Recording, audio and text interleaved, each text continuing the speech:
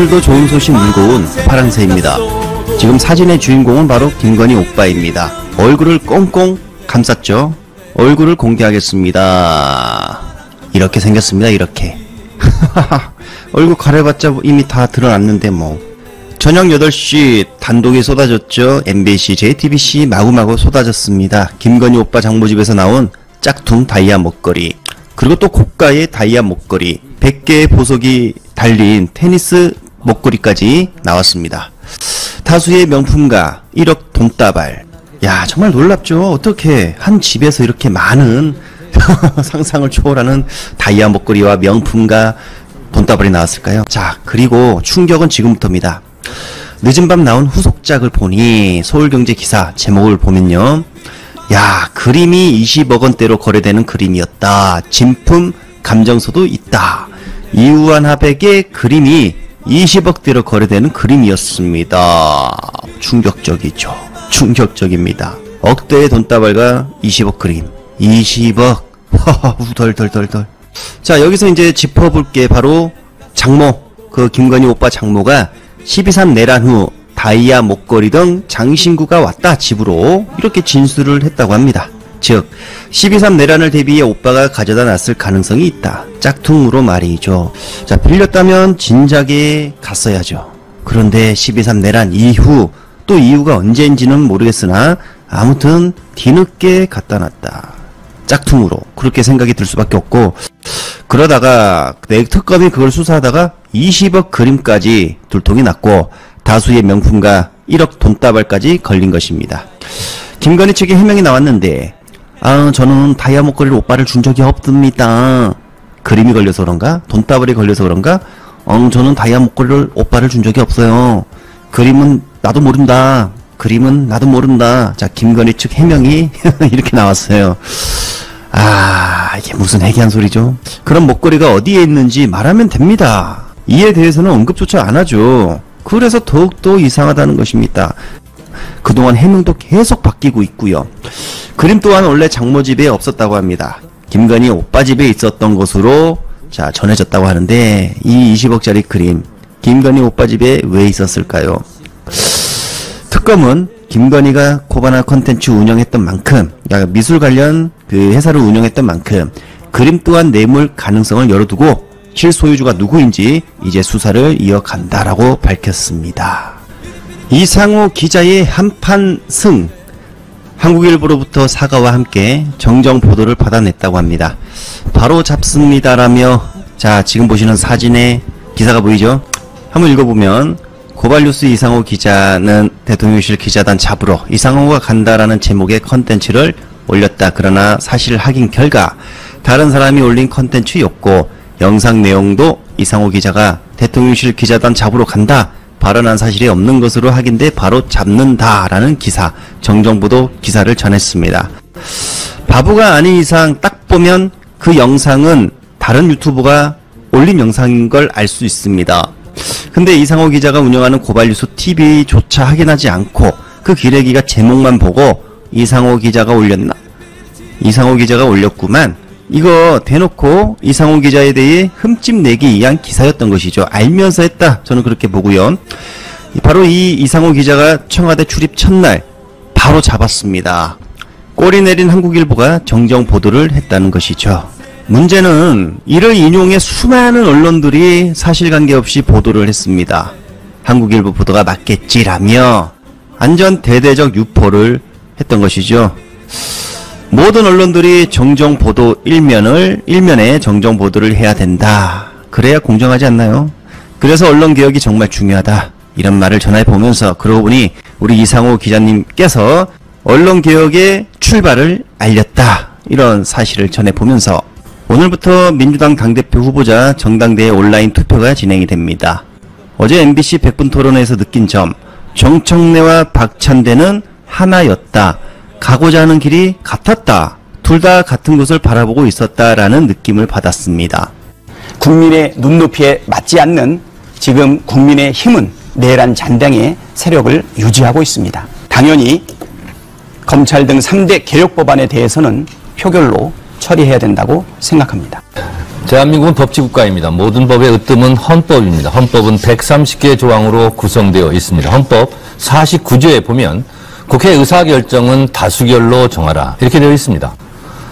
총선을 우리가 치르면서 한 석이라도 한 표라도 더 얻으려고 하는 것은 헌법 49조에 있는 국회 의사결정 다수결 때문에 그렇습니다. 그래서 표결 처리는 당연한 겁니다. 국회에서 의사결정은 안건 상정 토론 표결 승복입니다. 따라서 개혁에는 골든타임이 있습니다. 시간을 질질 끌면 저항과 반대에 부딪힐 뿐입니다. 따라서 집권 초기 추석 전에 검찰개혁, 언론개혁, 사법개혁을 마무리해야 됩니다. 이 개혁의 고속도로를 타고 이재명 정부의 자동차가 쌩쌩 달릴 수 있도록 강력하게 당에서 뒷받침하겠습니다. 네. 감사합니다. 빨리 끝내주셔서. 역시 들으신 것처럼 똑같습니다. 같은 곳을 바라보고 있었고 가고자 하는 길도 같았습니다. 개혁적이었으며 둘 다 내란 세력 청산 그리고 이재명 정부와 함께 가는 것이 목표입니다. 결국 두 후보는 같은 마음이었다는 것이죠. 그래서 저는 비판적 시각을 거두겠습니다. 누가 되든 내란 척결과 검찰 언론 사법 개혁을 잘 해낼 거란 생각을 가져보면서 자, 후기를 마치겠습니다. 오늘부터 정당대회 투표가 시작됩니다. 마음에 두고 계신 후보를 선택해 주시길 바랍니다. 나경원 또 사고 쳤어요. 윤석열 탄핵 반대가 무슨 잘못이냐? 국민 지지도 41%였다. 아이 그것은 대선 때고 이 사람아. 자, 국민 탄핵 그 찬성이 80이었어요. 그리고 탄핵이 되었죠.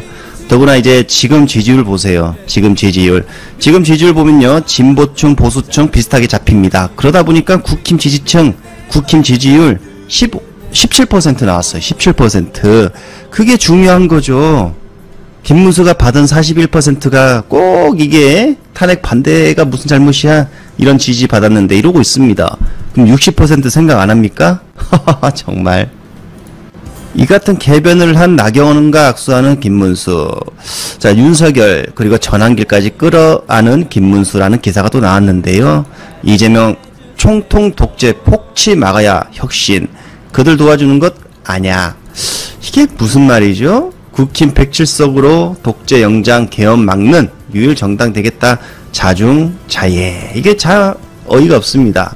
한마디로 당대표는 무조건 우리 친윤들이 해야 된다. 김문수가 이제 여론조사에서 1위가 나와요.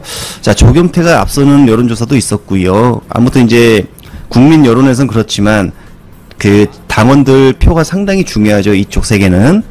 제가 볼 때는 이제 김문수가 될 가능성이 매우 높다. 그렇다면 도로 친윤당 진짜 이제 정당 해산만이 답이다. 이런 아젠다가 형성이 될 것 같습니다. 나경원 똥벌 찼다라는 소식 전해드리며 끝으로 박근혜 최순실 비교한 김진애 전 의원 증거인멸 김건희 구속 빼박이라고 밝혔는데 들어보겠습니다. 그걸 따져보면은 저거는 박근혜 때 최순실이 그거 했던 게 딱 두 가지밖에 없죠. 미르재단하고 그다음에 K 무슨 스포츠인가? 그거 두 개밖에 없었잖아요. 근데 지금 이거 보세요. 가지가 몇십 개가 나오잖아. 근데 그 윤석열이 한동훈이하고 해가지고 그거 두 개 가지고 해가지고 그거 몇십만 때려놓고 그런 거 아닙니까? 그러니까 지금 이거는 이 규모 가지고는 분명히 안 된다는 건 아는데, 근데 저는 요번에 김건희가 그렇게 어리석은 거 지수를 했다는 거에 대해서 한 가지는 위안을 받습니다. 빼박이야. 이제 구속은. 이제 구속은 빼박입니다. 왜냐면 이거는 증거인멸이라는 게 확실하게 있고 이걸 제보받지 않으면 도저히 못할. 왜냐면 영장이 나왔다는 거는 구체적이기 때문에 영장이 나왔다는 거거든요. 그래서 저는 그 점에서는 괜찮다고 생각을 하고요. 그 다음에 윤석열, 아까 그 질문에 대해서 윤석열 내일 어떻게 할 거냐. 저는요, 윤석열의 강제 구인은 언제 하면 되느냐. 내일은 아니야.